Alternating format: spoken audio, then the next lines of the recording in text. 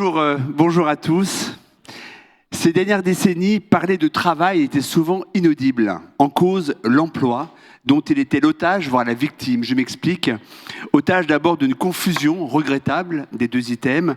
Otage surtout d'une polarisation permanente sur l'emploi, motivée par de rudes vagues de chômage et par la faute de laquelle le travail a été négligé et parfois instrumentalisé.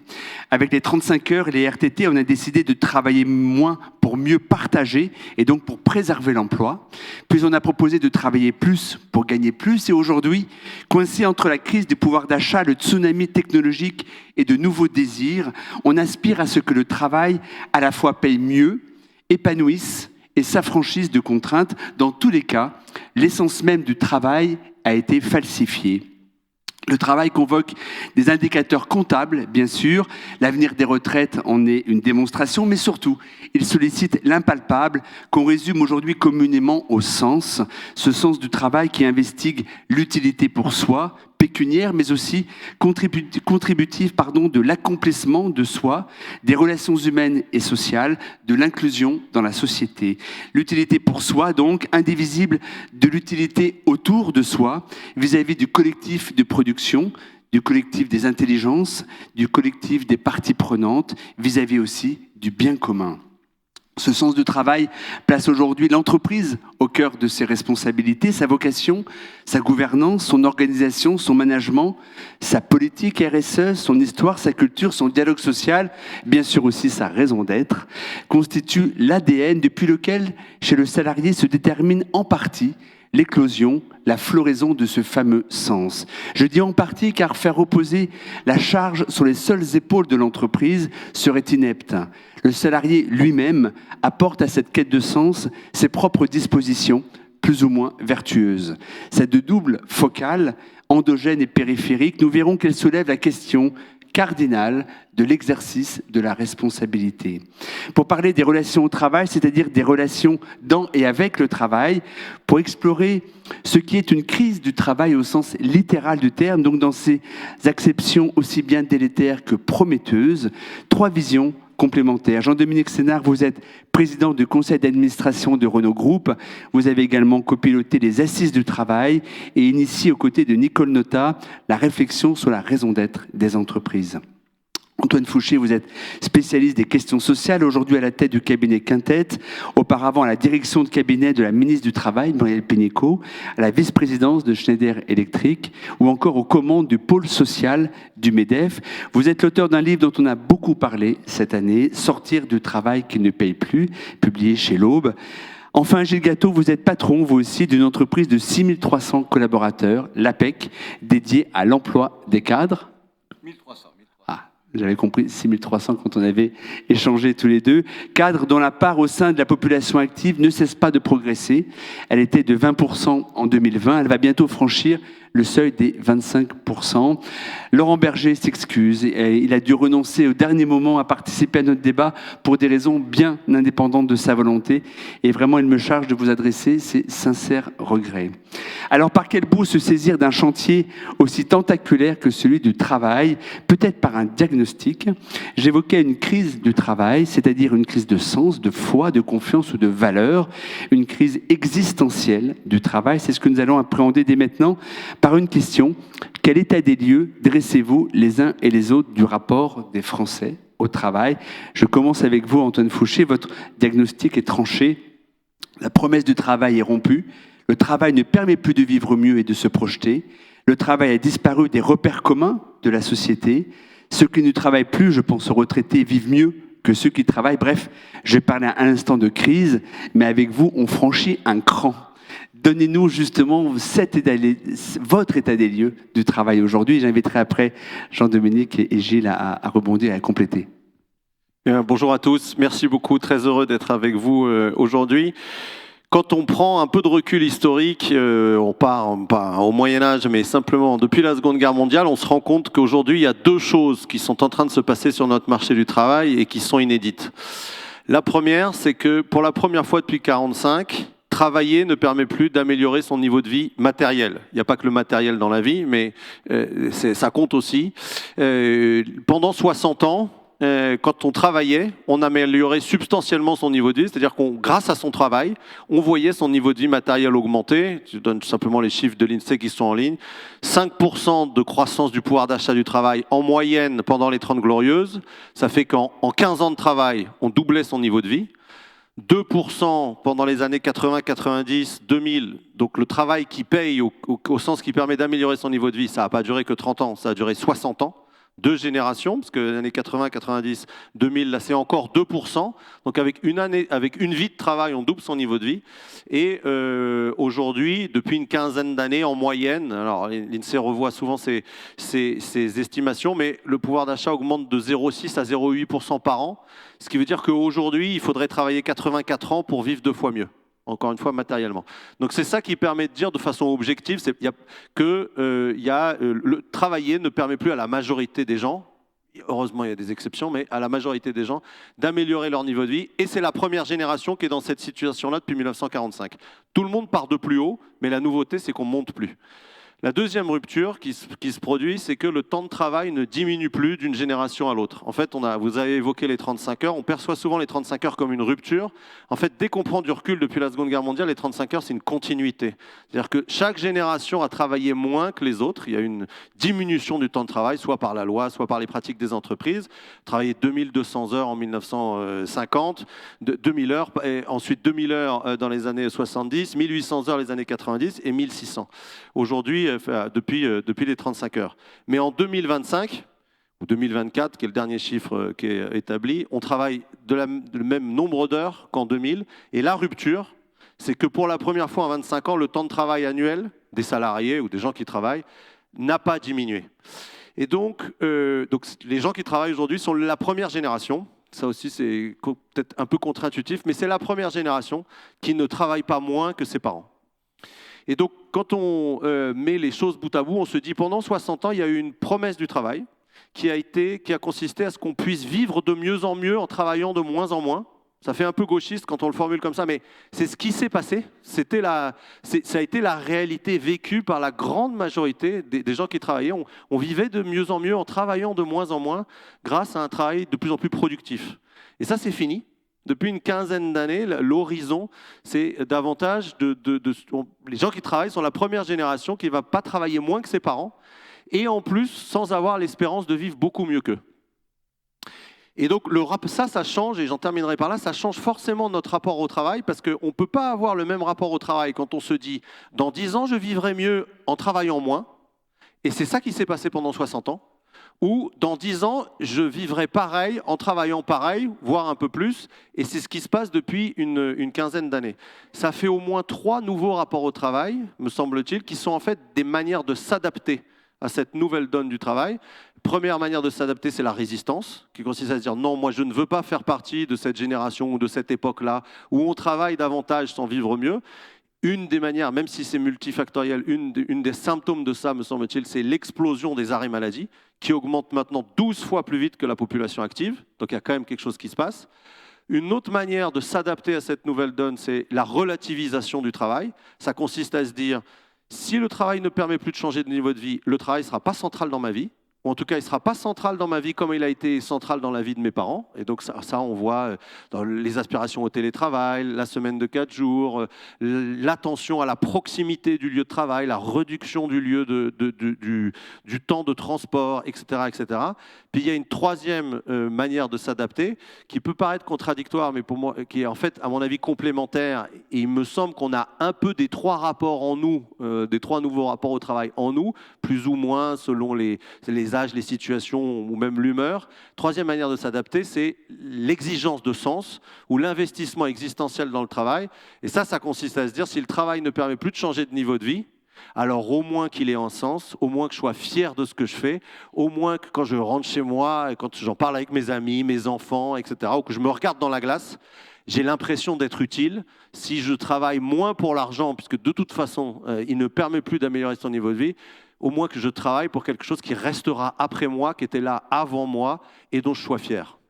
Jean-Dominique, cette injonction à l'adaptation qui passe par la résistance, par la relativisation ou par l'exigence de sens, est-ce que vous la vivez, est-ce que vous la constatez, vous, à la tête d'une entreprise comme Renault? Peut-être pour rebondir dans ce qui vient d'être dit et qui a été très cliniquement analysé, hein, c'est assez remarquable.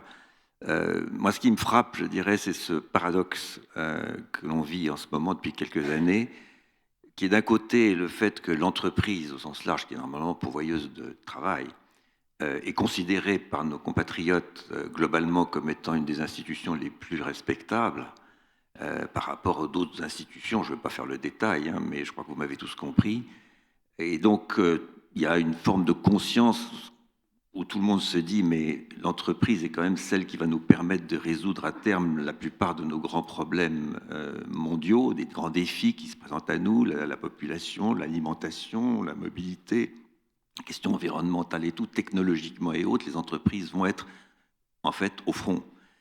Et pour ce point de vue-là, je crois qu'ils sont globalement respectés. Alors le paradoxe, c'est qu'en face de cela, le travail, qui est en fait consubstantiel à l'entreprise, est un peu considéré comme un élément dont il faut se dégager. Il y a une forme de désenchantement, et vous l'avez décrit d'une certaine manière. Et c'est assez grave parce que, alors évidemment, les statistiques sont ce qu'elles sont, mais souvent, lorsque les sondages sont conformes et convergent, on voit une tendance se dessiner. Moi, il y a un chiffre qui me frappe particulièrement, c'est qu'aujourd'hui, en gros, 25% de la population considère que le travail est important dans sa vie. Ça fait pas beaucoup, parce qu'il y a 30 ans, ils étaient 60%. Et donc, il y a une forme de mouvement extraordinairement net qui non seulement interroge, mais qui pose vraiment problème. Voyez-vous, le désengagement se mesure aussi. Très peu de monde se considère comme engagé vraiment dans son travail.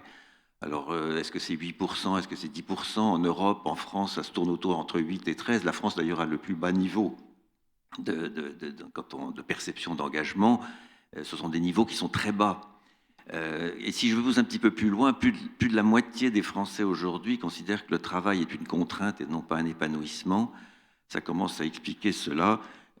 Et on voit que ces chiffres ne s'arrangent pas. Il y a quelques années, c'était mieux que ça. Donc ce paradoxe, il est là. Et donc il y a une urgence, parce qu'on le ressent tout cela, évidemment, on le voit, on le vit dans nos entreprises, vous avez parlé des arrêts de travail, etc. On pourra revenir sur la question du sens tout à l'heure, si vous voulez bien, parce que c'est juste fondamental. Mais je pense que de mon point de vue, il y a une urgence à remettre le travail au cœur de nos préoccupations. Après tout, si on veut regarder les choses du bon côté, le travail est quand même un vecteur de socialisation. On le vit tous les jours dans nos entreprises, les gens se parlent. Vous voyez, ils ne sont pas tous les jours en permanence devant leur smartphone, ils se parlent, ils travaillent ensemble, etc. C'est aussi un endroit d'égalité des chances. Peut-être que je choque en disant ça, mais c'est vrai, c'est-à-dire que c'est quand même là où on peut déterminer des talents. On peut voir des personnes qui se révèlent, qui n'étaient pas forcément destinées à se révéler, soit par leur milieu d'origine, soit par leur personnalité. C'est quand même un endroit où on peut lutter le plus facilement possible contre le communautarisme, parce que finalement, cette mixité qui est absolument indispensable fait que naturellement les choses peuvent s'améliorer. Donc voyez-vous, j'essaye de mettre une lumière un peu positive, parce qu'il est urgent, vous parliez en effet de l'emploi, on en a beaucoup parlé, le travail est le sujet maintenant, parce que je crois qu'il y a un vecteur de pacification sociale à travers le travail qu'il faut absolument mettre en avant. Gilles, ce paradoxe entre l'attachement à l'entreprise, la confiance en l'entreprise, et d'ailleurs le dernier rapport sur les fractures françaises montre bien que les entreprises, comme vous l'évoquiez à l'instant, figurent vraiment quasiment en tête des institutions en lesquelles les Français ont encore confiance. Donc ce paradoxe entre cet attachement et le désenchantement pour le travail, est-ce que la population cadre l'illustre particulièrement, justement? Je crois qu'on sera tous assez convergents sur ce constat. Désenchantement, j'aime bien le mot, je le préfère au mot de désengagement, qui ne me paraît pas refléter un mouvement massif. On en a beaucoup parlé après la crise Covid, le fameux Big Quit aux États-Unis.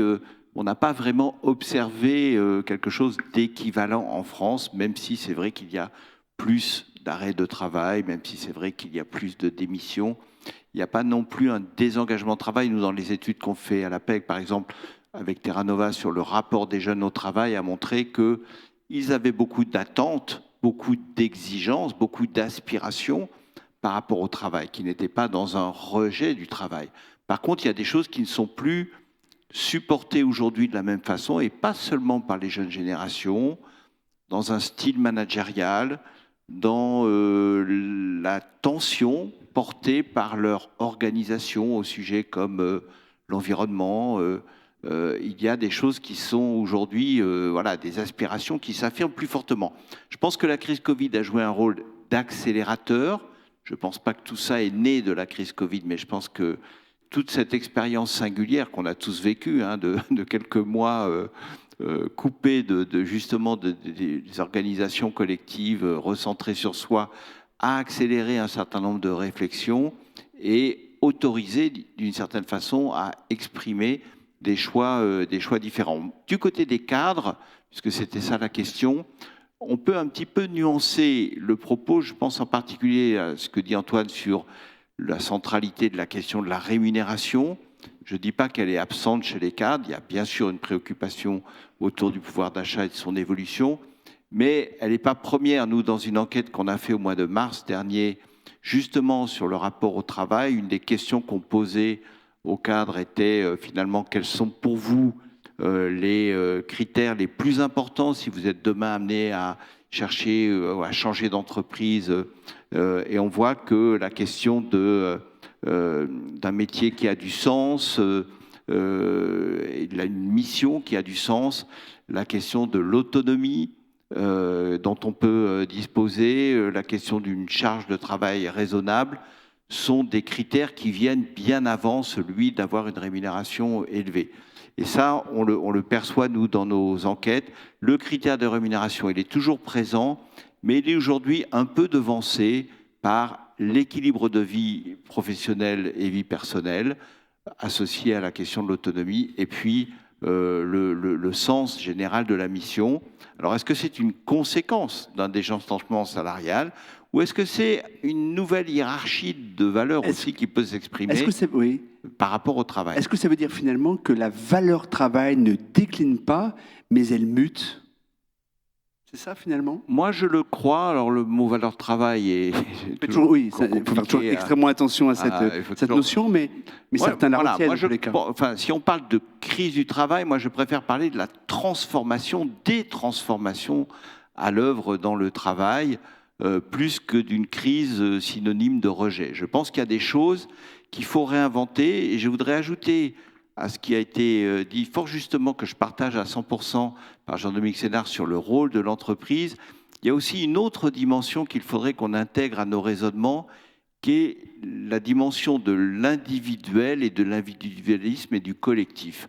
Pendant très longtemps, dans les entreprises, j'ai été DRH, j'ai participé à ça, on a beaucoup poussé à une forme d'individualisation de la relation de travail. Là où traditionnellement, les organisations syndicales poussaient plutôt sur la dimension collective.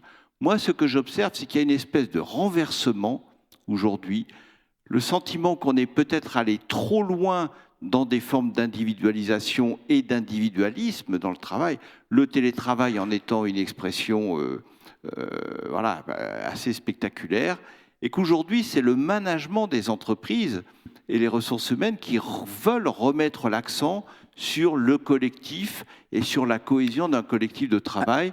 C'est quand même aussi une dimension intéressante. Le travail, c'est pas qu'un rapport individuel, c'est aussi une dimension collective. Alors le collectif, j'y viens justement, et après Jean-Dominique, on développera aussi ce sujet-là, parce que vous appelez à une révolution managériale, et justement, on est lié aussi à l'exercice de la responsabilité. On fera un point particulier là-dessus tout à l'heure. Mais je reviens à vous, Antoine. Dans votre livre, vous dites il n'y a plus de justification collective du travail. Ma question est simple, est-ce qu'on peut rapporter ce constat à une supposée dislocation du faire société ensemble, par exemple? Est-ce qu'on peut le rapporter aussi aux effets secondaires, aux collatéraux de la mondialisation telle qu'elle s'exprime aujourd'hui? Et je prends des cas concrets.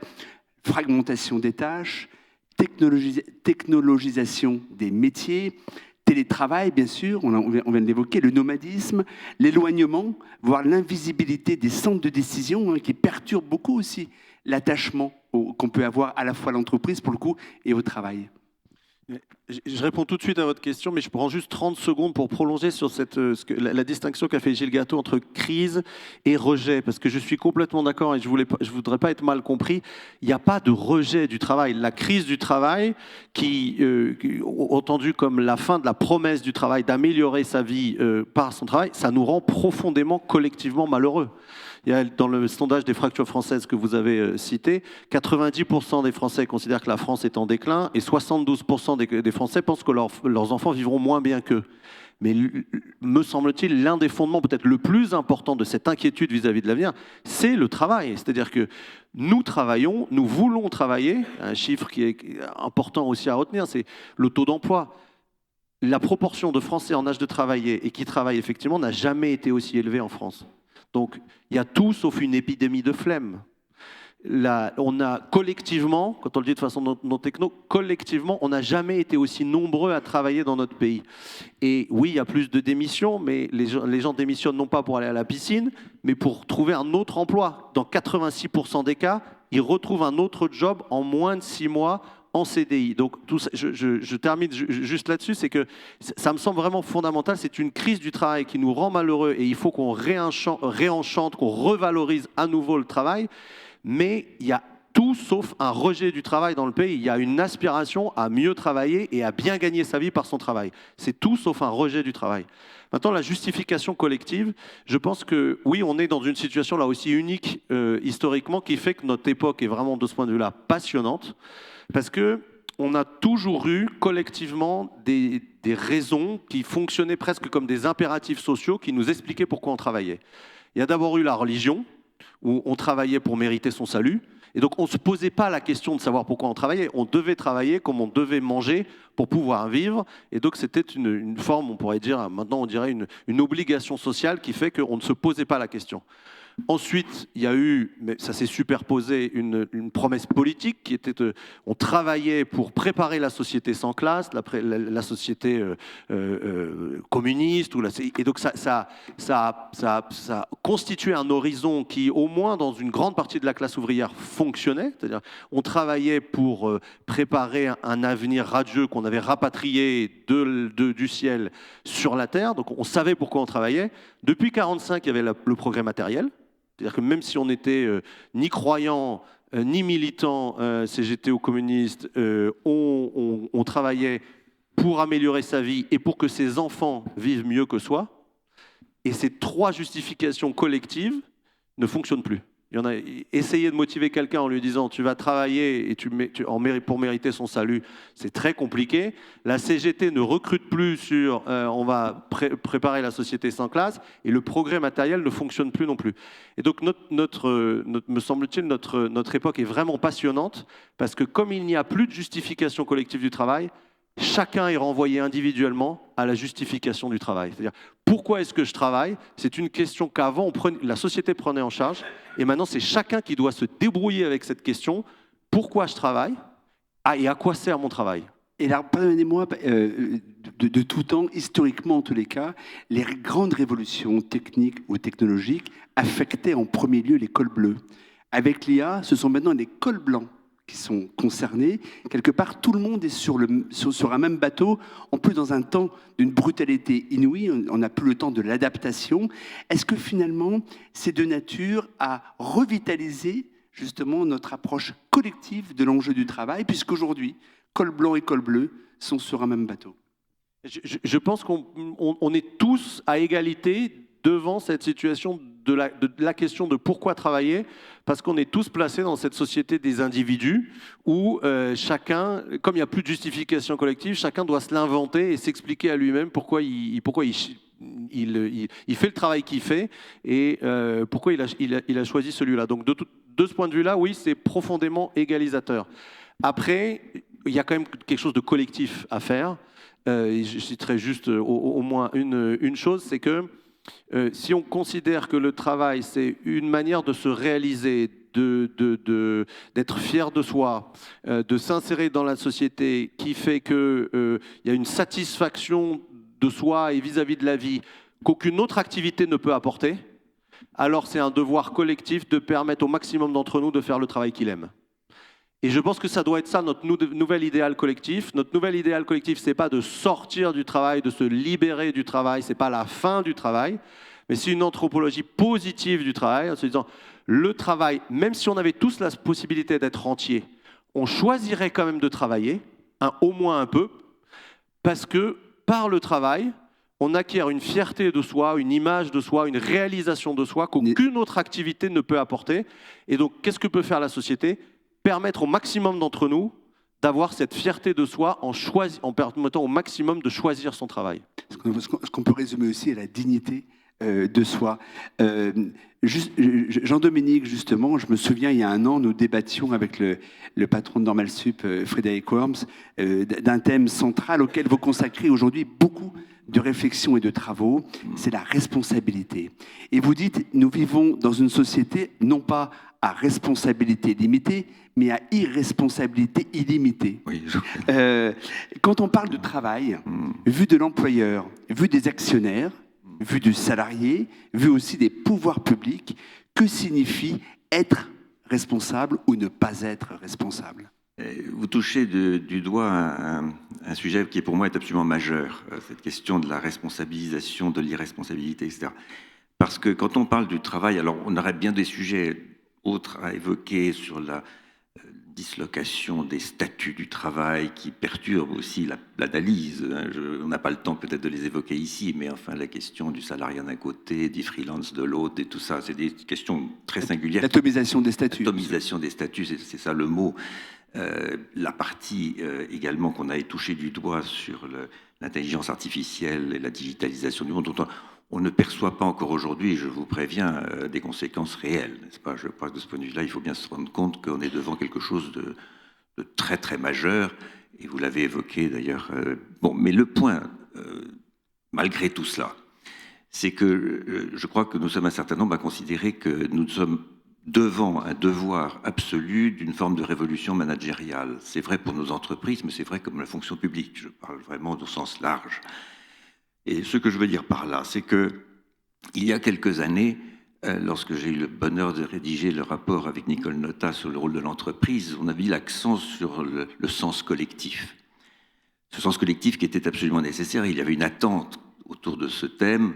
La raison d'être, qui est un peu le concept qui est résulté de toutes ces réflexions, reflète cela. C'est-à-dire, au fond, la nécessité pour les entreprises, quelle qu'elle soit, y compris la fonction publique, encore une fois, je couvre l'ensemble, d'avoir une vraie raison d'être, c'est-à-dire une analyse concrète de pourquoi l'entreprise existe.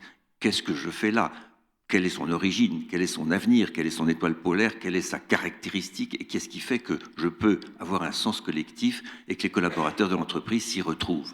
Lorsque cette raison d'être est bien établie, intelligemment faite, avec beaucoup de rigueur, c'est extraordinairement utile, c'est extraordinairement performant. Les conséquences sont, et j'en ai des exemples à l'appel, montrent que c'est absolument indispensable. Mais là où je veux en venir, et c'est ce qui est intéressant, c'est que c'était très central, mais ce n'était pas suffisant. Et je me suis rendu compte, peut-être par expérience personnelle, mais aussi en travaillant dans le cadre des Assises du travail. Vous avez évoqué ce rapport que j'ai rendu au gouvernement avec Sophie Thierry il y a maintenant 2 ans. Il est ressorti de façon incroyable de partout, par tous les pores de la peau, que notre pays souffrait, que nos contemporains d'ailleurs souffraient à l'intérieur de cela, d'un déficit d'écoute, de respect et de reconnaissance. Et c'était très intéressant parce que ce concept qui était un peu latent est ressorti avec une force inouïe des différents horizons qui ont fait l'objet du travail que nous avons fait à ce moment-là. C'était tellement fort que ça a été la conclusion de la première page de ce rapport. Et je concluais avec Sophie Thierry qu'il fallait vraiment se mettre devant une révolution managériale parce que ce phénomène que je viens d'évoquer a une solution. Et cette solution, c'est le sens individuel qui vient compléter le sens collectif. Vous avez évoqué ce sens collectif. J'insiste, aujourd'hui, si on veut résoudre une grande partie de la perception de désengagement du travail ou autre, ou de désenchantement, pour prendre le mot, il faut résoudre cette question du sens individuel. Et au fond, voyez-vous, c'est plus tellement qu'est-ce que je fais dans cette entreprise et pourquoi est-ce que je me lève le matin. Oui, ça c'est important. Mais c'est aussi, mais comment est-ce que je suis reconnu ? Comment est-ce que, au fond, mon travail me donne une dignité ? pourquoi finalement je dois faire un peu plus que j'imagine aujourd'hui, parce que justement mon travail est reconnu et quelque part, au-delà de l'aspect monétaire, me rend une dignité humaine. C'est comme ça qu'on partira de ce désengagement. C'est indispensable. Les chefs d'entreprise et les entreprises doivent absolument être exemplaires de ce côté-là et faire en sorte de reconnaître leurs collaborateurs de toutes les manières possibles et inimaginables, parce que c'est un manque et c'est un déficit aujourd'hui qui est absolument flagrant. Et la solution derrière cela, pour prendre votre point de départ, c'est la responsabilisation, c'est-à-dire un concept extraordinairement complexe à mettre en place, mais qui est extraordinairement fort quand il réussit. J'ai mis 10 ans dans le groupe Michelin à transformer complètement la relation de travail à l'intérieur de cette entreprise qui était totalement verticale. Elle est devenue horizontale, mais intelligemment. C'est-à-dire que la responsabilisation, ça consiste à faire changer l'état d'esprit de tous les dirigeants, managers, quel que soit le niveau de leur responsabilité dans l'entreprise. Ça consiste à les transformer de hiérarchiques qu'ils sont, ils ont été pendant des années, en personnes qui deviennent des développeurs de talent, des personnes qui résolvent les problèmes de leur équipe à laquelle ils ont confié une autonomie, mais dans un cadre fixé, parce que c'est le rôle des dirigeants de fixer le cadre. Je me résume, c'est très compliqué à faire, on croit que c'est facile, ça prend du temps, mais c'est juste fondamental. Ce sens individuel, s'il n'est pas là pour compléter le sens collectif, eh bien, je pense que nous nous préparons des moments difficiles. À quelle résistance vous êtes-vous heurté chez Michelin, aujourd'hui chez Renault, et à contrario, quels sont les leviers sur lesquels vous êtes appuyés justement pour essayer de développer une culture aussi de la responsabilité, un goût de la responsabilité? Oui, c'est difficile. C'est difficile et les résistances sont nombreuses parce que d'abord, il y a une aspiration à la responsabilisation. C'est un thème qui ressort très naturellement, mais la mise en œuvre, c'est une autre histoire. Parce que tout le monde n'est pas prêt à être responsabilisé. On a envie de l'être, mais quand on l'est, est-ce qu'on en est capable? C'est pas toujours facile. Est-ce qu'on a été formé à cela? Est-ce qu'on a été formé à responsabiliser les autres? C'est pas une réponse simple. Il faut des efforts considérables de formation. Vous me demandez comment on fait, ben je vous réponds, il faut former. Former les gens, les encourager, faire des tests, pousser plus loin les concepts, absorber les questions, j'allais dire naturellement, que les syndicats vous posent dans ces cas-là, parce que ce n'est pas forcément, non pas une force de résistance, mais une force de questionnement, vous l'imaginez. Et après cela, démontrer, lorsque ça réussit, y compris dans les usines, partout, etc., à quel point c'est générateur de performance. Donc la formation, l'exemplarité, ça commence par le patron. Ces questions j'allais dire, de responsabilisation. Vous m'avez compris, je pense que notre pays souffre de façon dramatique d'un excès de verticalisation, et c'est vrai pour les entreprises, c'est encore plus vrai pour la fonction publique, et j'allais dire dans l'organisation de l'État, je me permettrai peut-être d'étendre ce concept. Voilà, donc je vous le dis, on a un énorme sujet de verticalité dans le pays, et d'une manière ou d'une autre, si on ne le renverse pas, par ce sens de la responsabilisation, on se prépare des moments difficiles. Gilles, vous me disiez que vous faisiez le constat à l'APEC que nombre de jeunes talents n'aspirent pas à devenir des managers, mais veulent être des experts. C'est-à-dire que leur responsabilité, ils veulent bien l'exercer entièrement dans leur domaine technique, mais pas dans l'encadrement. C'est quoi le problème? D'où ça vient, ça? Alors, moi, j'approuve à 200% ce que Jean-Dominique Sénard vient de dire. Il faut lire le rapport de Jean-Dominique Sénard et Sophie Thierry des Assises du travail, et notamment un chapitre sur cette nécessaire révolution managériale. Je crois que c'est clé, et on n'est pas du tout hors sujet par rapport à la question du travail, de la crise ou du désenchantement au travail ou des bouleversements du travail. C'est un élément ou un terrain sur lequel on va pouvoir trouver la réponse, et qui dit réinventer un management moins vertical, plus tourné vers la capacité à accompagner dans l'autonomie, à répondre à des besoins d'autonomie des collaborateurs. Il a bien fallu, du reste, le télétravail suppose de la confiance, suppose de l'autonomie, sinon ça ne fonctionne pas. Donc on a quand même progresser un peu, il faut aller beaucoup plus loin. Il y a un rapport de l'IGAS paru il y a quelques mois qui faisait un benchmark des pratiques managériales en France par rapport à d'autres pays européens, montre qu'on n'est pas les mieux situés. Donc on a, et pour l'APEC, c'est un sujet de réflexion Mais aujourd'hui. je m'excuse, mais j'insiste sur c'est quelque chose que c'est très important quand même. Cette jeunesse dont on dit tout et son contraire. Franchement, on est noyé de poncifs. Je pense que Antoine, vous l'avez aussi traité dans le livre. On ne sait plus finalement à quoi s'attendre quand on parle du rapport des jeunes au travail. Et vous me disiez, ils veulent être des experts, mais ils ne veulent pas être des managers. En tout cas, donc c'est quoi? Donc qui est responsable de ça? Ils sont peut-être moins enchantés de la perspective de Ils ont peur devenir d'être des responsables managers parce que c'est de plus en plus difficile ce qu'on demande aux managers aujourd'hui. Parce que justement, ils sont à la charnière de tous les sujets qu'on vient de poser ici. Des salariés qui veulent plus d'autonomie d'un côté, des directions qui leur demandent tout autant de résultats de l'autre, et manager différemment, introduire de la confiance, ils se sentent parfois un peu seuls. Et toutes les entreprises sont confrontées, j'imagine chez Renault c'est aussi le cas, au fait que parfois on a des postes de manager sur lesquels on sort un peu les rames pour trouver des candidats. Pardonnez-moi, le chaînon le plus vulnérable dans la chaîne du management, on a souvent coutume de dire que c'est ce qu'on appelle le management intermédiaire, qui est justement peut-être le moins accompagné, le moins formé, le plus livré à lui-même. Est-ce que c'est une réalité, Antoine et Jean-Dominique? Est-ce que vous-même aussi, vous le constatez chacun dans votre domaine d'expertise? Oui, et vous m'avez posé la question tout à l'heure de savoir quels avaient été les genres de résistance qu'on avait vus.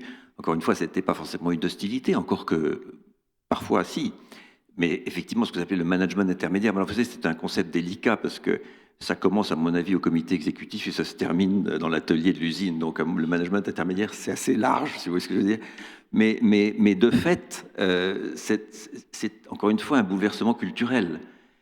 Et il y a une crainte de se jeter dans le vide, parce que c'est pas facile d'être autonome. Hein. Et c'est pas facile à tous les niveaux.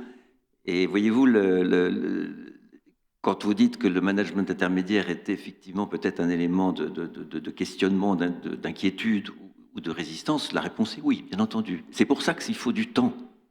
C'est pour ça qu'il faut accepter l'idée que rien ne se fait instantanément. Il n'y a rien de pire que de claquer les doigts en disant on va vous responsabiliser, tu parles. Ça ne marche pas.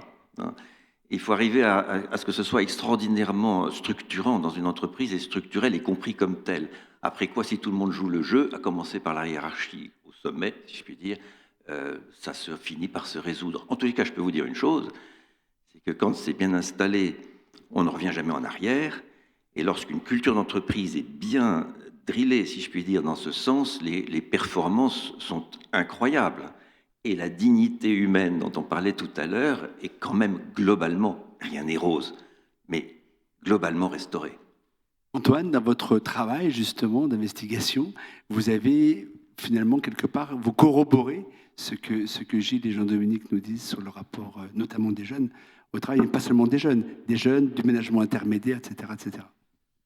C'est vrai que que ce soit des organisations privées, des entreprises ou des organisations publiques, il y a une forme de, je ne dirais pas que c'est unanime, mais de majorité de dirigeants qui constatent qu'il y a moins d'aspiration à prendre des responsabilités.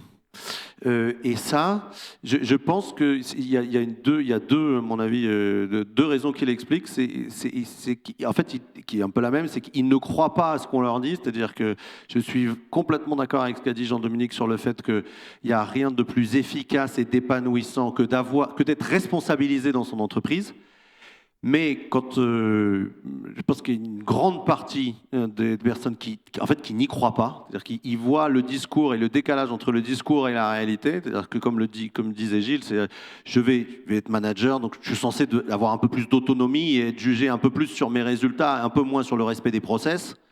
Et en fait, dans la plupart des grandes organisations notamment, à tous les niveaux, peut-être juste au COMEX et encore, il y a une vraie évaluation ou une vraie attirance pour essayer de regarder le respect des process davantage que les résultats. Et donc, ce discours qui dit « deviens manager, tu auras de l'autonomie », comme dans beaucoup de cas, c'est un discours, mais pas une réalité, et qu'il y a de plus en plus de communication entre les jeunes, notamment par rapport aux réseaux sociaux, etc., et qui se disent de plus en plus les choses, ils n'y croient pas et donc ils n'y vont pas. Ça, c'est la première raison. Et donc, en fait, c'est plus pour moi, je pense, une forme de lucidité par rapport à ce qui est dit, par rapport au décalage entre ce qui est dit et ce qui est réalisé, qui explique ça.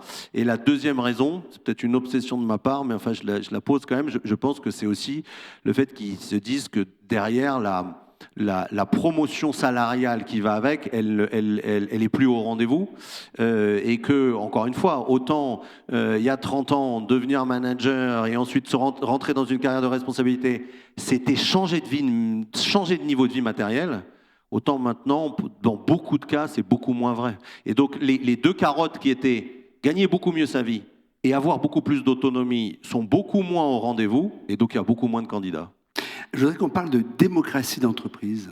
Comment, d'après vous, peut-on repenser la démocratie d'entreprise? Comment la faire évoluer pour favoriser justement la responsabilisation du corps social? Oui, alors la démocratisation, c'est faire attention aux mots. Pas de démocratie, je parle vraiment comment finalement mieux faire. Oui, mais non, mais il y a une réponse à ça. Je l'ai évoqué à travers la question culturelle de la responsabilisation, mais je pense que c'est la notion d'écoute qui est vraiment primordiale. Et d'ailleurs, vous évoquez le rapport sur les assises du travail. On a eu une page là-dessus, si je puis dire un peu plus qu'une page, sur la réflexion du dialogue professionnel. Ce qui n'est pas le dialogue social, n'est-ce pas? C'est pas la même chose. L'un alimente l'autre d'ailleurs, mais le dialogue social est essentiel. C'est lui qui permet de faire les accords à tous les niveaux de l'entreprise. Le dialogue professionnel, c'est celui qu'il faut enclencher impérativement, et c'est la responsabilité des différents managers à tous les niveaux, sur l'écoute des équipes. On est surpris, vous savez, par le fait que ça paraît tellement évident qu'on dit qu'il faut écouter les équipes sur leur vie ordinaire, leur vie quotidienne, les problèmes du moment, etc. La réalité n'est pas comme ça. C'est la vérité, c'est qu'en fait, ça se passe pas comme ça. C'est terrible parce que c'est ce qui provoque ce genre de rejet, de désengagement. En fait, il faut promouvoir cette écoute à travers ce que j'appelle le dialogue professionnel, c'est-à-dire en fait à tous les niveaux de l'entreprise, consacrer du temps. Les managers doivent prendre du temps pour écouter leurs équipes, pour écouter l'environnement, discuter sans aucune, contrainte sur ce qui fait la vie quotidienne des gens. Après tout, les soucis des personnes, nous en avons tous, toutes les familles ont des problèmes, des soucis, etc. Il est bon qu'elles soient entendues. Ça paraît un petit peu boy scout ce que je dis là, mais n'empêche que si ça n'existe pas dans une entreprise, le dialogue social ne suffira pas.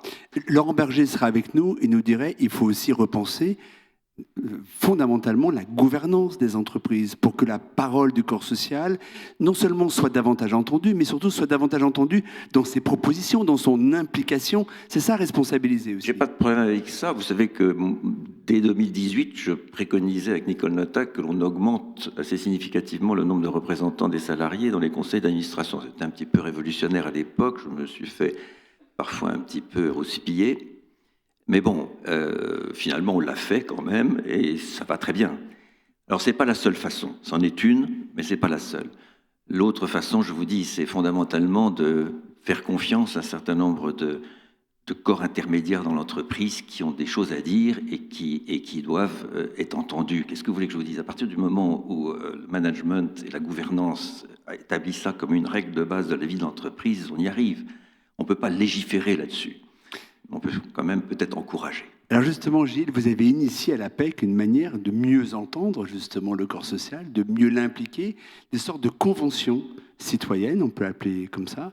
Dites-nous en quelques mots comment ça fonctionne et surtout rassurez-nous sur les conclusions que vous en tirez et surtout sur la matérialisation des conclusions. Je dis ça parce qu'on sait tous que la Convention citoyenne sur le climat et celle sur la fin de vie, malheureusement, qui pourtant ont apporté énormément en termes de contenu, l'une des grandes erreurs du chef de l'État est de ne pas avoir justement transformé comme il le fallait ce contenu-là. Comment vous faites, vous?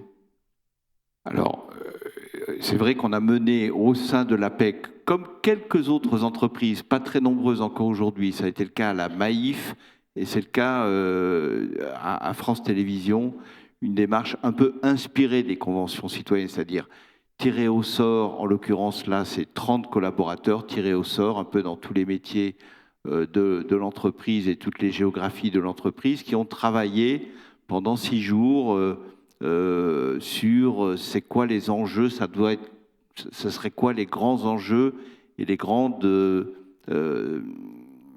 avancée que l'APEC devrait faire dans son prochain mandat de service public qu'on va négocier l'année prochaine. Ce qu'il en a, et ça a fonctionné extraordinairement bien, en libérant une énergie et une créativité absolument géniale, complètement OK avec les représentants du personnel dans le dialogue social plus institutionnel qu'on a aussi à l'APEC. C'est très complémentaire et ça a donné beaucoup de propositions qui sont maintenant portées au débat et, je l'espère, la gouvernance paritaire de l'APEC s'inspirera fortement dans les décisions qui seront à prendre l'année prochaine de toutes ces propositions. Donc ça, c'est un exemple qui marche de ce que Jean-Dominique Senard appelle voilà, le dialogue professionnel. C'est une des modalités, il y en a plein. Mais ce que je voudrais dire, c'est que c'est fondamental parce que ce qu'on vit aujourd'hui sur le travail, c'est absolument vertigineux. Je ne sais pas si certains d'entre vous sont passés voir l'exposition sur les futurs du travail qu'on a installée dans le hall de la Maison de la Radio là pour cet événement. On a un choc démographique avec une population qui vieillit, on a un choc écologique avec des enjeux colossaux devant nous de transformer les manières de produire et de travailler. On a un choc technologique, l'éruption de l'intelligence artificielle qui effectivement va beaucoup percuter notamment les cadres, la robotisation, et on a ce rapport au travail qui se transforme. Et tout ça, il faut y faire face en même temps. Aucune de ces transformations ne peut être mise en pause dans une entreprise ou à l'échelle de la société en disant « bon, oula, ça, moi, l'intelligence artificielle, je verrai ça plus tard, là, on va se concentrer sur gérer le vieillissement de notre population. » Non, il faut tout faire en même temps. Et pour tout faire en même temps, il n'y a pas 36 façons de faire, il n'y en a qu'une, c'est de parier sur une forme d'intelligence collective. Personne n'a la solution, quelque part au sommet, qui vous dira voilà comment on va faire face à ces 4 grands chocs et voilà comment le futur du travail va se redessiner à partir de tous ces chocs-là. On va l'inventer ensemble et on va l'inventer dans une forme d'intelligence collective qui inclut du dialogue social avec les organisations syndicales, qui inclut du dialogue professionnel, qui inclut le travail que les hommes et les femmes des RH doivent faire par rapport à tout ça, qui inclut des organisations comme l'APEC et comme beaucoup d'autres, qui peuvent amener une contribution à la recherche des solutions. Antoine, vous avez travaillé au MEDEF. Le patronat, aujourd'hui, vous semble-t-il à la hauteur de l'enjeu ? C'est filmé ou pas? Parce que... Non, je crois pas. Non, et la question, pardonnez-moi, je veux la poser aussi à propos des syndicats de salariés, en fait. Je parle de l'ensemble des partenaires sociaux, mais comme vous avez travaillé au MEDEF, je trouve plutôt intéressant de commencer là-dessus. Non, je vais essayer de pas faire langue de... Non, je vais pas faire langue de bois. Je pense qu'il n'y arrive pas, mais que c'est pas le seul à pas y arriver, et que parce que, comme l'a dit Gilles, il y a 4 révolutions qui sont en cours, qui chacune d'entre elles suffirait à nous déstabiliser si elle était seule, et il y en a 4. À déstabiliser notre organisation collective, je veux dire. Donc, que le patronat n'y arrive pas, que les syndicats n'y arrivent pas tellement mieux, qu'à l'échelle nationale, on n'y arrive pas non plus, parce que sinon on ne serait pas dans la situation dans laquelle on est aujourd'hui, c'est très humain. Simplement, il ne faut pas que ça dure trop longtemps. Alors, ce qui peut expliquer, peut-être, pour ne pas fuir la question, qu'est-ce qui permet de dire qu'il n'y arrive pas, c'est que c'est vrai qu'il y a peut-être une forme de résistance culturelle chez nous, au sein du patronat français, qu'il y a moins dans d'autres pays. Qu'est-ce qui explique ça? Alors, ça serait quoi la résistance culturelle? C'est ce que Jean-Dominique a expliqué. C'est-à-dire, c'est notre culture hiérarchique, elle n'est pas que dans la fonction publique, elle n'est pas que dans la politique, elle est aussi dans l'entreprise. Et moi, l'hypothèse que je fais là-dessus, il y a un double héritage. Il y a un héritage religieux et un héritage républicain. L'héritage religieux, c'est la structuration hiérarchique dans une société catholique. C'est-à-dire que la participation est d'autant plus forte dans les pays du Nord de tradition protestante où il n'y a pas d'intermédiaire entre Dieu et l'individu, il n'y a pas d'église. Et nous, en un sens, la hiérarchie qu'on reproduit dans n'importe quel corps social, me semble-t-il, a un héritage religieux catholique et il y a un héritage républicain, qui est l'héritage scolaire, où nous classons les personnes en fonction du diplôme qu'ils ont eu à 20 ans. Et il y a une forme presque de préjugé plus ou moins répandu dans le pays où plus on a eu un diplôme prestigieux à 20 ou 25 ou 18 ans, plus on est quand même intelligent, plus on est quand même apte à être dans une fonction de direction, alors que les deux n'ont absolument rien à voir ensemble, rien à voir. Et donc il y a je pense que c'est ça qui explique ce que beaucoup de rapports, quand même, y compris des rapports internationaux, pointent dans la spécificité de la culture managériale française qui est plus hiérarchique que dans d'autres pays. C'est si difficile, on a tant de mal à s'en défaire, à mon avis, parce que c'est très ancré historiquement dans notre pays, ça vient de très loin, et c'est pas que de gauche ou que de droite. Il y a un héritage des deux mamelles politiques de notre pays, et donc c'est pour ça qu'on me semble. Mais c'est pas perdu. Il y a quelque chose qui peut-être va nous emporte dans un mouvement qui fait qu'on en change peut-être. C'est la mondialisation. Et la mondialisation, de ce point de vue-là, elle est très très positive parce que des cadres français, ou pas cadres d'ailleurs, des salariés français qui font un peu l'expérience de l'international, on s'en contrefout de savoir quel est leur diplôme. Mais vraiment, c'est pas ça la question. La question, c'est est-ce qu'ils délivrent ou est-ce qu'ils ne délivrent pas. Et donc, l'internationalisation de l'économie française, elle amène, me semble-t-il, cette focalisation des entreprises plus sur le résultat et la responsabilité que le diplôme qu'on a eu à 20 ans.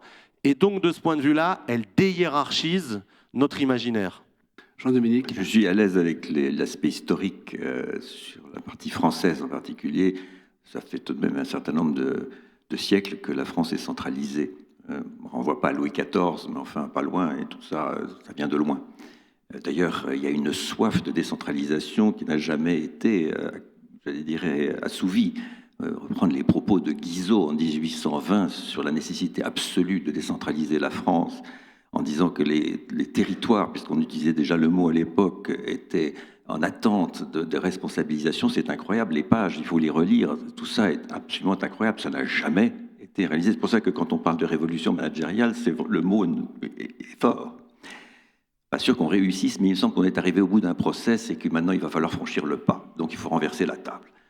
Sur le premier aspect, et sur l'aspect religion, en disant que est-ce que tout ça a une racine religieuse, la seule petite nuance que je voudrais vous apporter, c'est que si vous relisez les encycliques du 19e, et en particulier Rerum Novarum de Léon XIII, on est précisément dans une situation opposée, incitant à la subsidiarité et en particulier à la confiance et la responsabilisation. Donc, je ne veux pas en tirer des conséquences, mais c'est une petite nuance, si je peux me permettre, Antoine, pour ne pas que... Je crois malheureusement, peut-être, mais on en est tous, on assume, que l'aspect républicain de la chose est peut-être encore plus responsable. Voilà. Justement, Antoine, vous évoquez l'héritage républicain, l'héritage religieux. J'aimerais qu'on s'arrête un instant sur l'héritage du patrimoine. Aujourd'hui, et en ce moment, d'ailleurs, la question est posée... parce qu'il faut qu'on trouve aussi de l'argent pour valoriser le travail. Il faut des ressources financières si on veut augmenter notamment les salaires de manière générale, et tout ça sans affecter la performance des entreprises, ni les caisses de l'État qui sont déjà quasiment vides.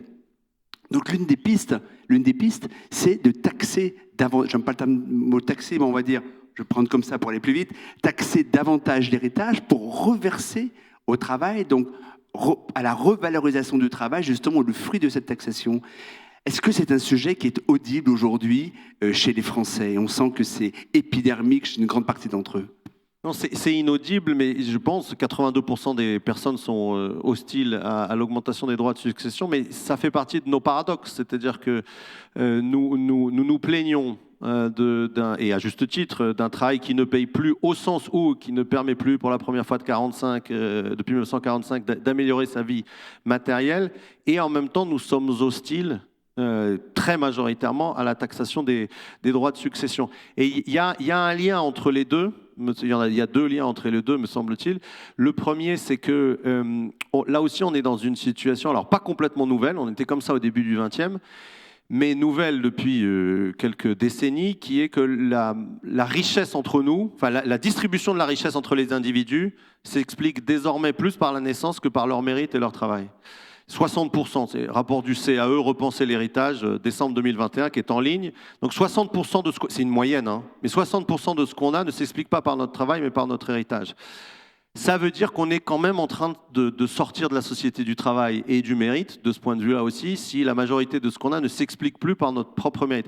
Et ça, pour le coup, c'est plus qu'un coup de canif à notre contrat social, puisque on se dit que l'une de la règle qui fait qu'on travaille ensemble ou qu'on fait nation ensemble, c'est qu'on accepte les inégalités, mais à condition qu'elles s'expliquent majoritairement, pas entièrement, mais majoritairement par des différences de mérite ou de talent ou de travail. C'est pas il y a plein de critiques du travail, du mérite, etc., tout à fait légitimes, mais c'est le mérite pour expliquer, ou le travail pour expliquer les inégalités, c'est un peu comme la démocratie, c'est-à-dire c'est quand même le moins mauvais des systèmes qu'on ait trouvés. C'est ce qui nous divise le moins, en tout cas, ou c'est ce qui rend les inégalités entre nous les moins inacceptables. Et si la naissance repasse devant le mérite, je pense qu'on va au-devant, comme pour reprendre l'expression de Jean-Dominique, on se prépare et on est quand même déjà un petit peu dedans, des temps très très difficiles. Et l'une des manières, le deuxième lien entre les deux, c'est que je fais l'hypothèse que nous sommes d'autant plus attachés à ce qu'on ne taxe pas l'héritage que le travail ne paye plus. C'est-à-dire que nous sommes entrés dans un cercle vicieux où une bonne partie d'entre nous se dit, même si je fais de bonnes études, même si mes enfants font de bonnes études, et même s'ils travaillent bien, ils vont peut-être pas améliorer quand même leur niveau de vie, ils vont peut-être pas vivre mieux que moi, aussi bien que moi. Donc la meilleure manière d'aider mes enfants, bien sûr de les aider à l'école, bien sûr de faire en sorte qu'ils aient un bon boulot, mais c'est de leur transmettre l'héritage. Et donc c'est vraiment un cercle absolument vicieux parce que c'est pour le coup le renversement du contrat républicain, c'est-à-dire la manière d'aider ses enfants, c'est pas de les pousser à faire des bonnes études et d'avoir un bon boulot, c'est de leur transmettre un héritage important. Et là pour le coup, si on bascule là-dedans, du point de vue du travail, on sera toujours dans un état de droit, mais je ne suis pas sûr que notre contrat social tienne longtemps avant des affrontements violents entre nous. J'aimerais vous entendre, Jean-Dominique et Gilles, sur cette question-là, parce que elle n'est pas seulement de nature financière, elle est quand même de nature avant tout même philosophique. Comment réagissez-vous justement à la proposition elle s'entend parce qu'on sait pourquoi on la retrouve sur la table. Moi, je voulais simplement apporter la deux nuances, si vous voulez. C'est que tout est une question de mesure, comme toujours.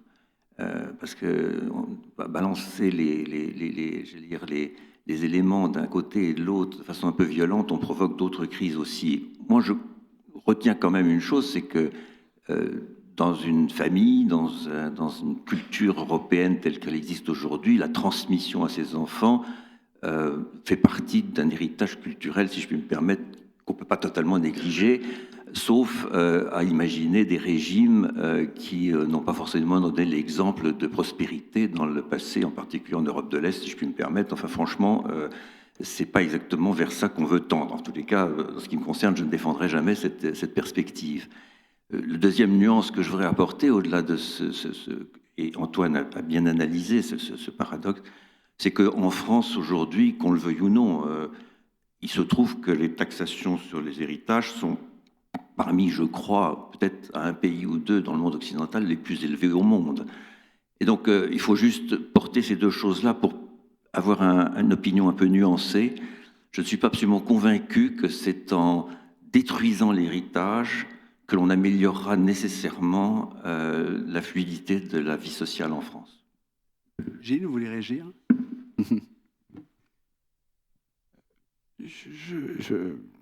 À titre personnel, je serais peut-être un peu moins nuancé que Jean-Dominique Senard sur ce point.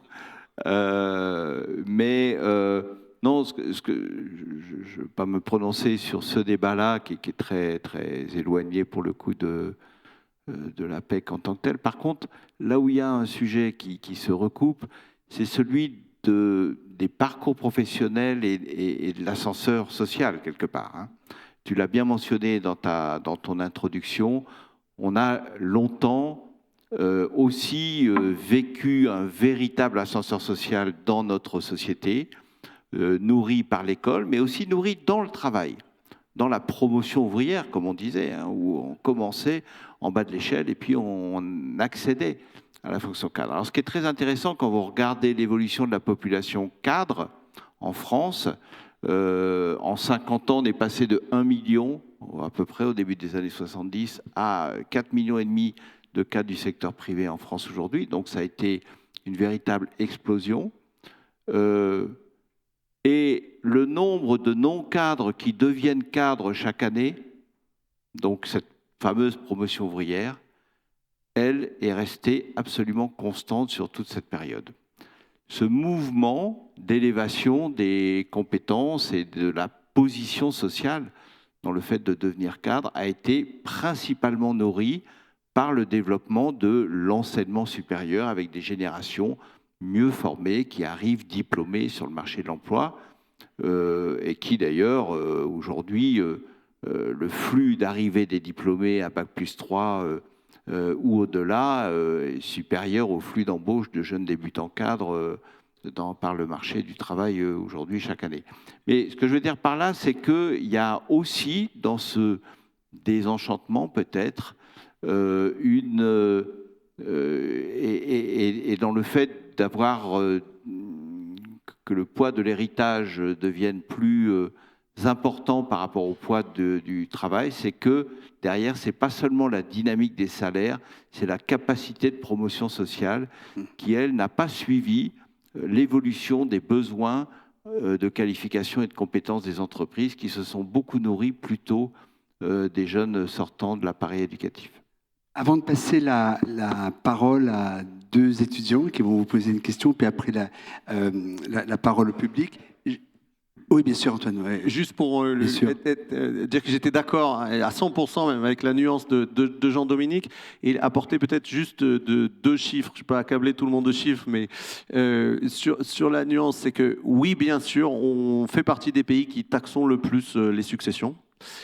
Mais c'est normal parce que comme on a le taux de prélèvement obligatoire l'un des plus élevés du monde, nous, en gros, en France, on taxe tout plus, sauf la consommation, qui est un sujet, mais on taxe tout plus. Et quand on compare grosse taxation du travail à grosse taxation de l'héritage, quand même à la fin, on arrive à un chiffre, à un rapport de 1 à 8. C'est-à-dire on taxe le travail 8 fois plus que l'héritage. Donc on a quand même, à l'intérieur de notre choix de gros taxeurs français, on choisit quand même de taxer beaucoup et 3 fois plus que les retraites. Et 3 fois plus que les retraites. Et voilà. Ce qui aussi est un indicateur. Donc il y a quand même un choix français. À l'intérieur de ça, on peut peut-être réfléchir à une articulation. Et puis le deuxième chiffre, c'est que je suis entièrement d'accord sur le fait qu'il faut, en un sens, il faut défendre l'héritage, pas que l'héritage financier, d'ailleurs l'héritage culturel, l'héritage historique, etc. Et on a une manière peut-être de résoudre ce paradoxe travail-héritage grâce au fait que le patrimoine est hyper concentré dans notre pays. Alors je dis ça de façon un peu provoque, mais on peut, pour redistribuer un peu les choses et revaloriser le travail, ne pas toucher à 90% des héritages. Parce que le patrimoine est très très concentré dans notre pays. Et donc il suffirait d'avoir des taux de taxation minimum, je dis même pas d'augmenter les taux de taxation, mais d'avoir des taux de taxation minimum sur les 10% des héritages les plus chanceux, on va les appeler comme ça, ou volumineux. On rentre là-dedans à partir de 500 000 € par héritier. Et il suffirait d'avoir un taux de taxation de 12%. La proposition que je fais dans le calcul, c'est 12%. Donc on garde 88% de l'héritage. On ne bascule pas en Union soviétique. 1 million, on garde 880 000. Mais même en faisant ça, on doublerait le produit des droits le DMTG, les droits de mutation à titre gratuit. Parce que le taux réel aujourd'hui, c'est très peu connu, mais avec les abattements, les exonérations et tout ce qui existe, le taux réel, c'est 6%. Le taux apparent, c'est 45%. Si vous allez sur service public, vous tapez sur Google, vous voyez les taux, c'est 45% au lieu à partir d'1,8 million. Le taux réel, c'est 6.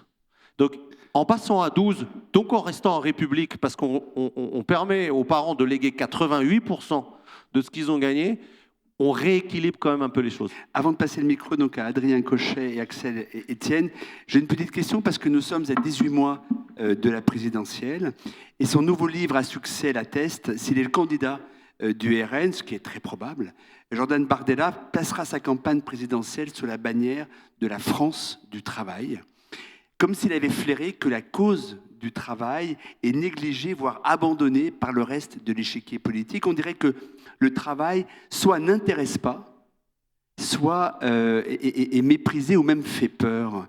Pourquoi le champ politique, les acteurs politiques ne se saisissent pas du travail comme d'une cause fondamentale, justement dans leur mantra? Antoine, vous avez une réponse peut-être à ça, ou Jean-Dominique? Bonne question. Je pense que la présence des personnes qui sont ici, qui sont très nombreux, enfin je dirais, et notre débat ce soir montre qu'il y a tout de même un intérêt au sujet. Moi, j'ai pu mesurer ce que vous avez dit là lorsque nous avons sorti le rapport sur les assises du travail. Ça m'a amusé parce que lorsqu'il est sorti, il a eu plutôt, on va dire, un succès d'estime. On n'en a pas beaucoup entendu parler. Ce qui m'intéresse, c'est qu'on en parle maintenant de plus en plus. Il y a donc une forme de prise de conscience. Parfois, il faut du temps, même pour le monde politique, pour capter un certain nombre de choses qui sont fondamentales. Donc, je suis plutôt optimiste de ce point de vue-là, parce que je pense que ça va revenir dans le débat de façon beaucoup plus intense. Et je crois qu'en démontrant, un peu avec tous les propos assez intenses que nous avons tenus tous les trois ici, y compris jusqu'à cette question de la responsabilisation, etc., comme une solution, si ceci devient un débat un peu national, ça va faire réagir. Et je crois qu'il y a matière. Donc, si vous voulez, je crois que notre rôle, aux uns et aux autres, là où nous sommes, c'est d'inciter justement le monde politique à se pencher sérieusement sur cette question. Ce que vous avez fait là, Denis, aujourd'hui, est un exemple parfait. Mais il faut que ceci aille plus loin. Il faut que nous prenions la parole sur ces sujets-là. Il va falloir sérieusement faire prendre conscience que si nous ne traitons pas la question du travail au sommet des sujets, j'allais dire, politiques des années qui viennent, je suis un peu inquiet. Adrien et Axel, à vous la parole. Merci beaucoup. Non, on ne vous entend pas, je ne crois pas. Ouais, eh ben, ok.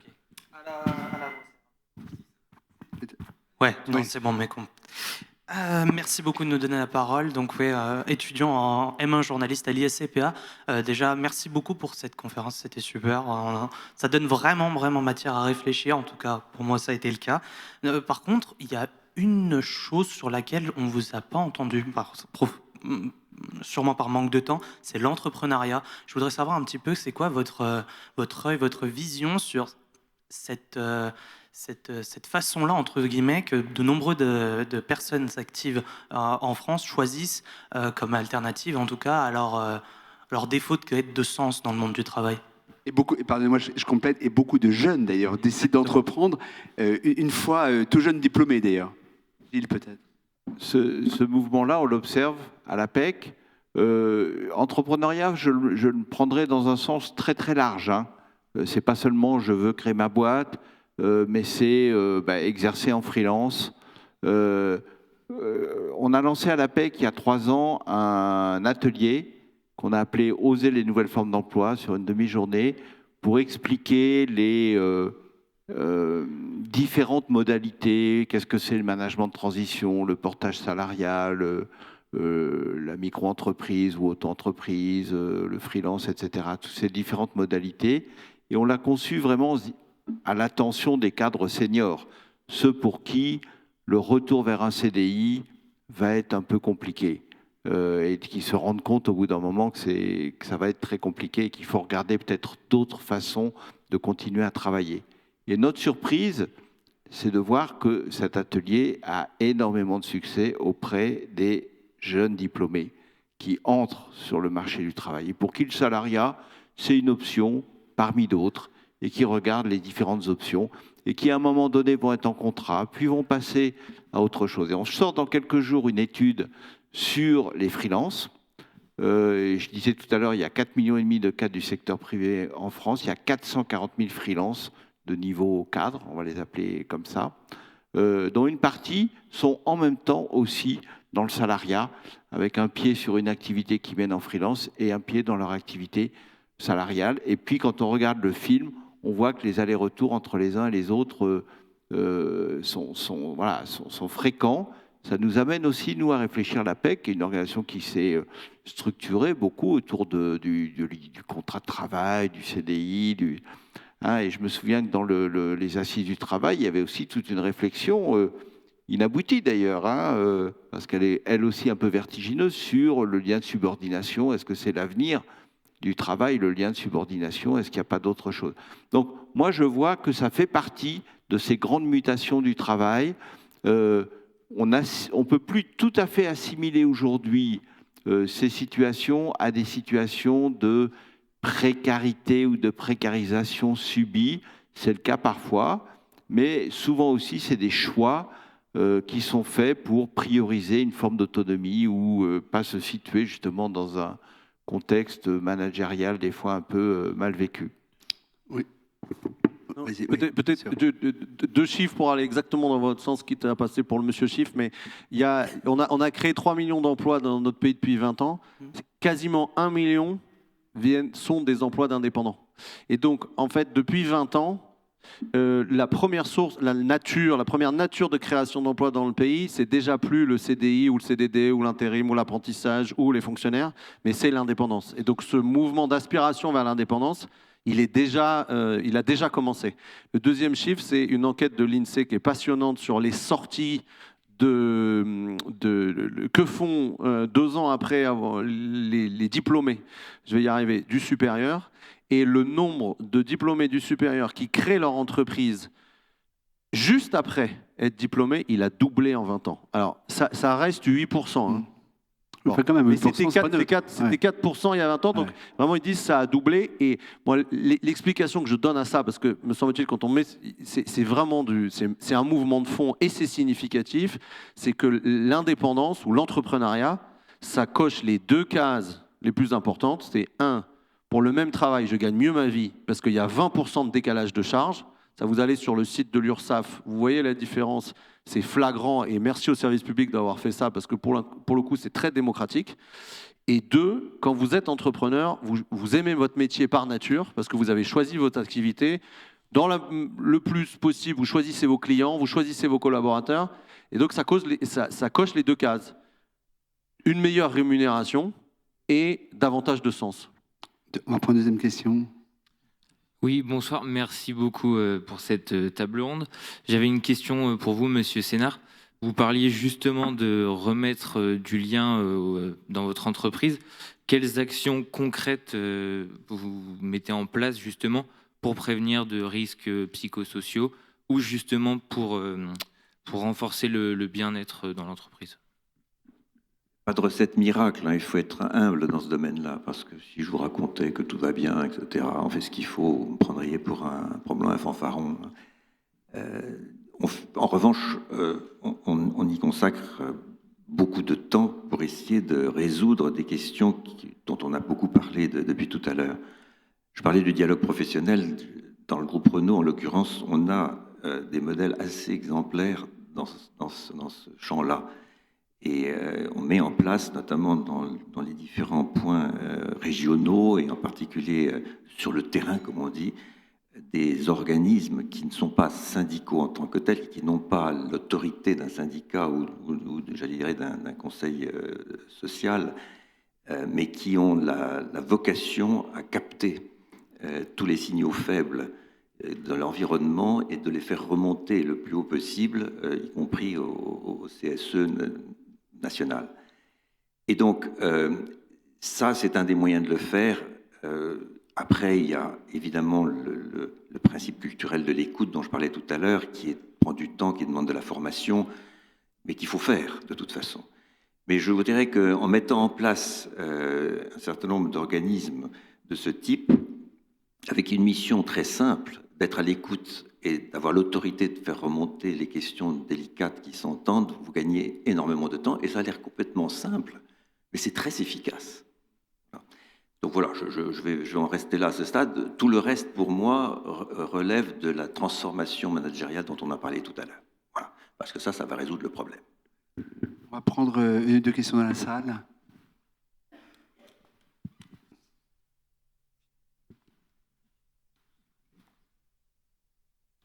Oui, bonjour, merci pour cette conférence. Au sein d'une entreprise, quand on cherche à faire des économies, on évite de toucher aux plus jeunes ou aux salaires les plus bas. Qu'est-ce que vous pensez des initiatives du centre et de la droite en politique et appuyées par le Sénat de supprimer les exonérations sociales sur les rémunérations des apprentis, qui sont finalement les salariés de demain pour les employeurs?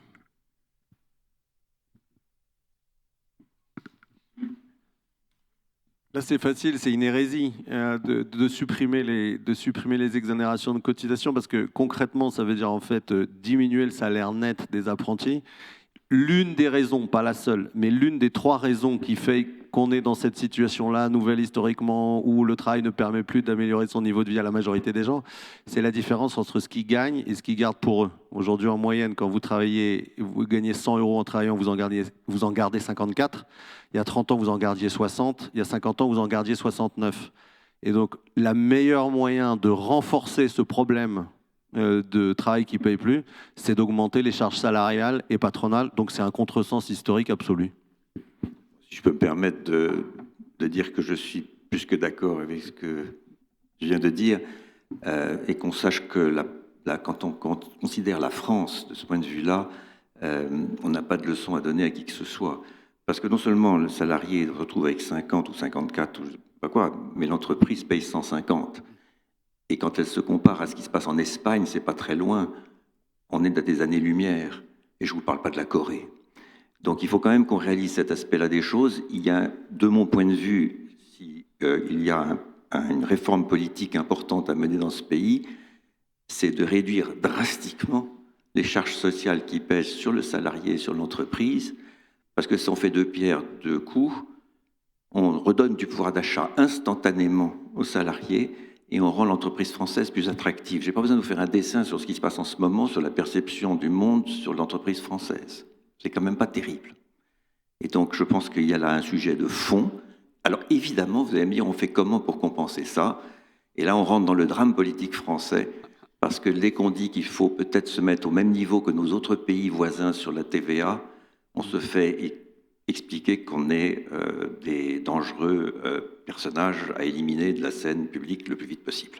Oui, parce que la question, effectivement, de comment rendre soluble cela dans la dette publique et le déficit public. Mais malheureusement, c'est en France un débat qui est tabou, alors même que je suis absolument convaincu que si on était un peu courageux et qu'on le faisait, qu'on se mettait au même niveau de TVA que l'ensemble de l'Europe pour être totalement égalitaire, nous sommes en dessous de l'Europe. C'est un des rares cas où la France, qui taxe sur tout, taxe moins. Mais si on compensait cela par une réduction drastique des charges salariales et patronales, je vous le dis qu'on serait en nature en train de transformer l'équation économique française. Oui. Rapidement, parce qu'on a encore une question, je crois, voilà. On ne pourra pas toutes les prendre, malheureusement, mais on va en prendre quand même une ou deux après. En 30 secondes, pour appuyer ce que vient de dire Jean-Dominique, oui, vraiment 30 secondes, c'est que si on fait un switch de baisse de cotisation salariale vers de la TVA sociale, tous les gens qui gagnent, contrairement à ce qu'on dit, c'est pour ça que je veux insister, tous les gens qui travaillent gagnent. C'est-à-dire vous faites 10 points de moins de charge salariale, 3 ou 4 points de TVA, tous les gens qui travaillent, qui gagnent 1 426 € au SMIC ou 10 000 € par mois, ils ont 6 points de pouvoir d'achat en plus. Et donc, qui perd? Les gens qui gagnent leur argent autrement qu'en travaillant, c'est-à-dire les retraités, et c'est pour ça qu'on ne le fait pas. Oui, allez-y. Bonjour, merci beaucoup pour vos propos très éclairants. J'avais une question sur le regard que vous portez sur la performance des entreprises. J'ai envie de citer Olivier Hamon qui aujourd'hui invite les entreprises à lâcher la question de la performance, lâcher la logique court-termiste pour se tourner vers une notion qui touche plus à la robustesse des entreprises et qui s'inscrit dans un temps long, comme l'évoquait Jean-Dominique Sénard. Quel regard vous portez sur cette idée de robustesse versus performance? Merci. Oui, alors la sémantique est toujours un peu délicate. La robustesse, pour moi, ça évoque la résilience, ça évoque le long terme. Et donc, pour moi, j'allais dire, c'est presque les 24 heures du Mans par rapport à la F1, si je puis me permettre, je m'excuse. Enfin, c'est-à-dire l'endurance. Bon. Si je prends cette comparaison-là, c'est parce que c'est la première qui me vient à l'idée. Mais évidemment que la performance sur la longue durée, c'est le vrai sujet. Encore faut-il la permettre. Vous n'imaginez pas à quel point les chefs d'entreprise, et je suis bien placé pour le dire, sont depuis quelques années, mais écartelés entre les exigences de performance court terme qui nous est imposée par un capitalisme qui est encore très anglo-saxon, y compris dans notre pays, par rapport à ce qui se passe par exemple en Allemagne, où en fait c'est un capitalisme rénant beaucoup plus axé sur le long terme. Si je vous parle de ça, c'est parce que l'analyse de l'évolution du capitalisme est une chose passionnante. Mais ce drame que j'ai vécu personnellement, de me retrouver devant des gens qui jugeaient notre entreprise uniquement sur ce qui allait se passer dans les 3 mois qui venaient, et dont l'obsession était de savoir quand on allait fermer la prochaine usine, parce que ça allait peut-être améliorer la rentabilité de l'entreprise 1 an plus tard. J'ai piqué mes plus grosses colères internes quand j'étais dans ces situations-là, et je le suis encore. Donc c'est vous dire que pour moi, ça passe par une vraie, j'allais dire, une intense structuration du capitalisme responsable. Tout ce dont on a parlé tout à l'heure, sur la raison d'être, sur le sens au travail, sur tous ces éléments, ça fait partie de ce que j'appelle le capitalisme responsable. Nous ne sommes pas américains et nous ne sommes pas chinois. Et si notre capitalisme en Europe, en commençant par peut-être l'exemple français, pouvait aller justement dans ce sens, de démontrer qu'on est là pour faire des profits, oui bien sûr, mais sinon on va disparaître. Alors c'est pas la peine de se cacher derrière son petit doigt, mais qu'on n'est pas là que pour ça. Et qu'on est là, comme je le disais en 2018 avec Nicole Notat, pour faire en sorte que l'enjeu social et environnemental de notre activité soit aussi un élément important que le profit, on aura tout gagné. On en est encore loin, malheureusement, dans notre pauvre Europe. On va prendre encore une question ou deux. Madame, ouais, qui tendait le bras depuis tout à l'heure. Derrière vous, juste à votre droite, voilà. En fait, d'abord, merci beaucoup pour ces débats, mais je vous avoue qu'au début, j'ai été frustrée et assez choquée qu'on parle travail ou non-travail. Moi, je suis coach, je vais me mettre debout. Le sujet, c'est pas travail ou non-travail. Le sujet, c'est travail dans l'entreprise, où, vous l'avez évoqué, M. Dominique Sénard, travail dans d'autres statuts atomisés en dehors de l'entreprise. Et effectivement, les gens que je vois, des managers de COMEX dans l'entreprise qui sont parfois à bout de souffle et qui se posent la question d'un autre statut, des jeunes qui recherchent du sens, mais pas que des jeunes qui se posent la question d'autres statuts, et toutes les personnes à partir de 52, 53 ans, j'ai des clients dans la salle, qui n'ont pas le choix de se poser la question. Et si on continue à parler du travail sous l'angle du travail en entreprise et sans poser cette alternative-là, je trouve qu'on fait une erreur énorme, parce que je trouve que la question que vous évoquiez, M. Sénard, c'est la question du contrat de travail. Qu'est-ce qu'apporte l'entreprise dans le contrat en termes de sens individuel, en termes de sens collectif, en termes de protection par rapport à un système alternatif, qui n'est pas aussi formidable que ce que vous décrivez, je pense, M. Berger, pour accompagner beaucoup de monde. C'est pas facile, l'indépendance. Et qui, en revanche, est un fantasme qui se propage dans l'entreprise, qui font que des managers sont désenchantés parce qu'ils pensent que le monde est meilleur ailleurs, ou que des collaborateurs vivent l'entreprise, mais de manière un peu indépendante et désengagée.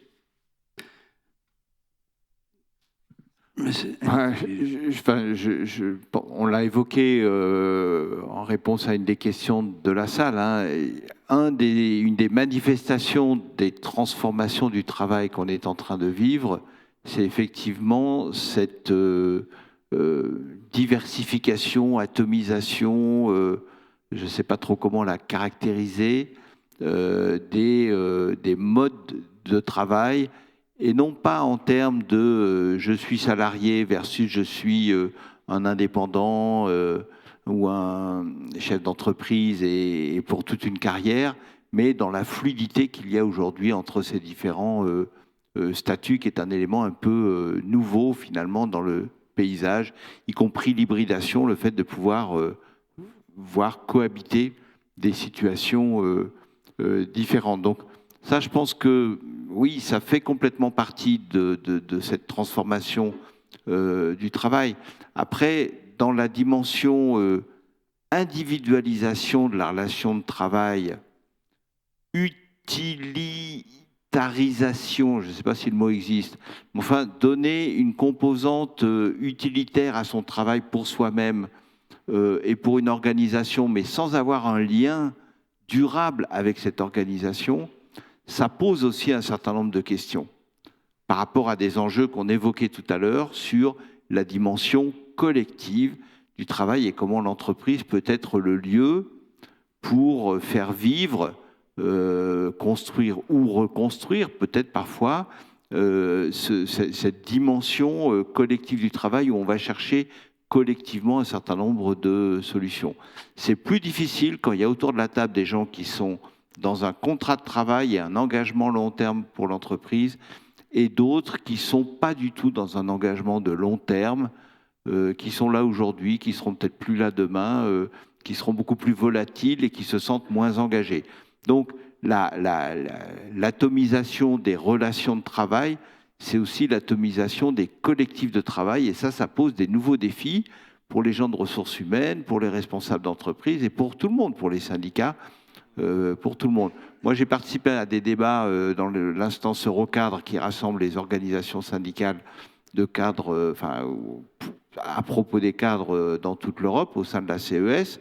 C'est très intéressant de voir comment les débats se posent. Il y a des pays, notamment au nord de l'Europe, qui ne sont pas du tout structurés comme nous. Les syndicats sont des syndicats de métier, le syndicat des ingénieurs, le syndicat des professeurs, qu'ils exercent comme salariés, comme freelance, peu importe, vu de cette relation syndicale-là. Ce n'est pas du tout notre modèle français, et ça vient plutôt complexifier la dimension, la construction de la dimension collective que la simplifier. Mais par contre, je pense que c'est une donne incontournable aujourd'hui et qu'il faut regarder non pas avec l'idée d'essayer de la réduire ou de la faire disparaître, mais plutôt avec l'idée de lui faire une place dans la dimension collective du travail. Nous devons malheureusement clôturer je dis malheureusement parce que je pense qu'on aurait beaucoup de plaisir à le poursuivre, mais clôturer notre dialogue. Merci beaucoup Jean-Dominique Sénard, Antoine Fouché et Gilles Gâteau. Je vous laisse méditer la définition du contrat social auquel Antoine Fouché appelle, bâtir une société du travail qui ne reposerait plus sur l'obéissance ou la nécessité, mais sur la réalisation individuelle au service de biens communs. Une autre fois, vous nous direz comment y arriver. Merci à vous.